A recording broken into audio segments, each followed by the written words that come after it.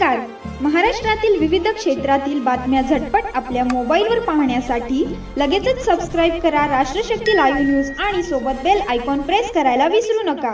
राज्यस्तरीय खुली योगासन स्पर्धा उत्साहात संपन्न. 184 स्पर्धकांचा दणदणीत प्रतिसाद. 77 वर्षीय आजोबांनी जिंकले पदक. राज्यभरातील योगाप्रेमींसाठी एक आनंदाची बातमी. मानससेवा विकास फाउंडेशन तर्फे आयोजित प्रथम राज्यस्तरीय खुली योगासन स्पर्धा 3 फेब्रुवारी रोजी संत गुलाबबाबा आश्रम टाकरखेडा मोरे येथे पार पडली.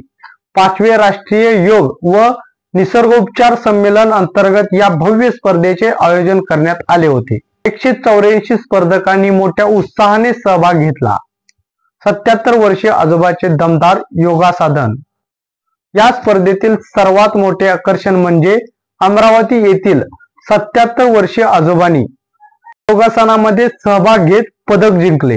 त्यांच्या या प्रेरणादायी कामगिरीला उपस्थितांनी उत्स्फूर्त प्रतिसाद दिला. अकोला, अमरावती, जालना आणि अंजनगाव येथील विद्यार्थ्यांनी मोठ्या संख्येने सहभाग घेतला. सगळी स्कूलमधून सर्वाधिक विद्यार्थ्यांनी भाग घेतल्यामुळे शाळेला विशेष सन्मानचिन्ह प्रदान करण्यात आले. सकाळी 8 ते 3 या वेळेत स्पर्धा पार पडली, तर दुपारी 3 ते 6 या वेळेत विजेत्याचा सन्मान करण्यात आला. या भव्य सोहळ्याला माजी आमदार सुरेश बुंदले, माजी नगराध्यक्ष ॲडव्होकेट कमलाकांत लाडोळे, भाजप शहराध्यक्ष महेश भांडे, ज्ञानेश्वर स्कूलचे अध्यक्ष शंकर गावंडे, सगळी कन्या प्रशालेचे मुख्याध्यापक उत्तम मुरकुटे, पत्रकार गजानन चांदूरकर आणि स्पर्धेचे मुख्य परीक्षक आनंद जगदेव यांची प्रमुख उपस्थिती होती.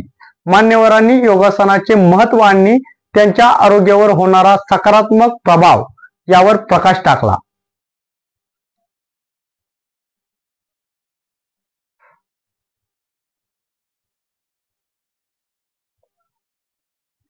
या स्पर्धकाच्या यशस्वी आयोजनामागे advocate Akshay Chaudhari, doctor Chetankumar Bhagwat, doctor Nesanaskar, doctor Priya Patil, Anvi Chaudhari, Deepali Nesanaskar, doctor Anita Kurvanshi, Renuka Borade, Sarika Damole आदी मान्यवरांचे विशेष योगदान राहिले.